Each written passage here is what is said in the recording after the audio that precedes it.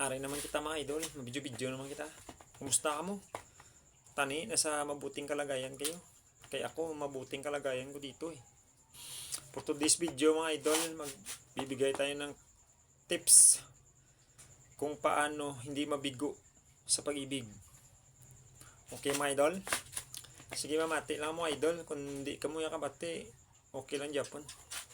Una mga idol nga tips, para hindi ka mabigo sa pag-ibig. Huwag mong baliwalain ang taong nagmamahal sa iyo. Kung sa Ilonggo mga idol, tagaan mo importansya ang taong nagaplangga sa imo. Okay mga idol? Huwag mong baliwalain ang taong nagmamahal sa iyo. Mag-aabot ang tion idol nga madula na sa imo nga pananawon. Di mo na sa makita. Gani mga idol, kung mula mo sa gitigaan importansya, di niya mabatyagan nga palangga mo sa. Kaya ang pagpalangga mo, ginatago mo lang si mabulsa mo. Dapat mga idol, kung ginpalangga mong isa katao, ipabatsyag mo siya nga palangga mo isa. Paagi sa pagpahalaga. Pahalagahan mo siya ng buong buo. Lahat gagawin mo para sa kanya mga idol. Hindi yung baliwalain mo siya. Pag nandyan na siya, iwan mo siya. Kahit alam mo na mahal mo siya. Yon mga idol. At darating ang araw na magsisisi ka. Dahil di mo na siya makikita.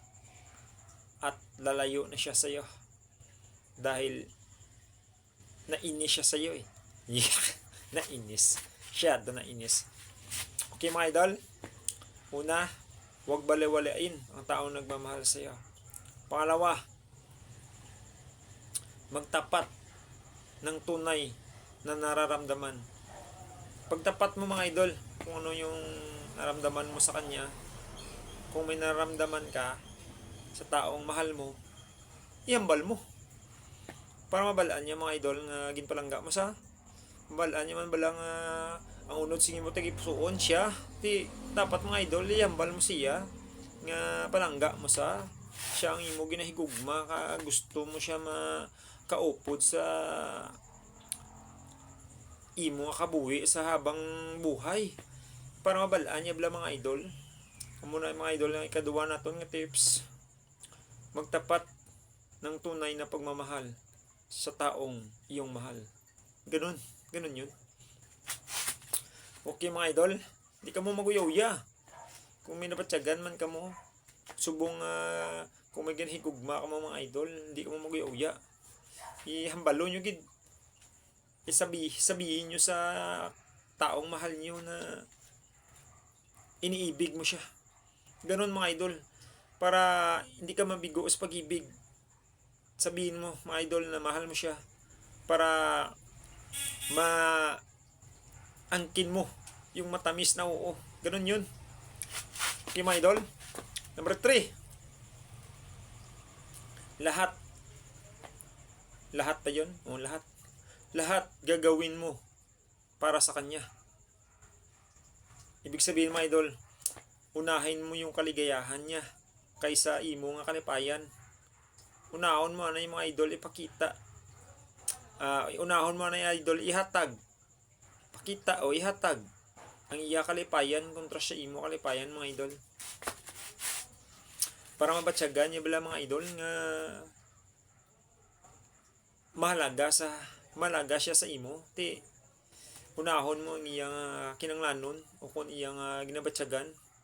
Unahon mo iyang kagustuhan na kalipayan antes sa imo mga idol.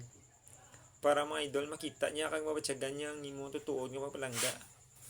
Kag kung sa diin mga idol, magtapat ka na sa imong pagigugma, hindi na siya magduwa-duwa nga batunon kaniya. Kay ang imo nga nabatyagan tunay, pure gold. Gani mga idol, amo na sa akong nga tips. 3 na sa mga idol. Una, huwag baliwalain ang taong nagmamahal sa iyo. Pangalawa mga idol, magtapat ng tunay na nararamdaman. Katlo, unahin ang kaligayahan niya kaysa kaligayahan mo. Yun mga idol, sana may natutunan kayo, may natunan man kamo, bisan wala ka mo natunan, tani may natunan man kamo sa ining video. Kani mga idol, di na nagtatapos atong video. Take care na lang sa inyo tanan. Take care and good night mga idol. God bless you all. Bye-bye. Bye-bye.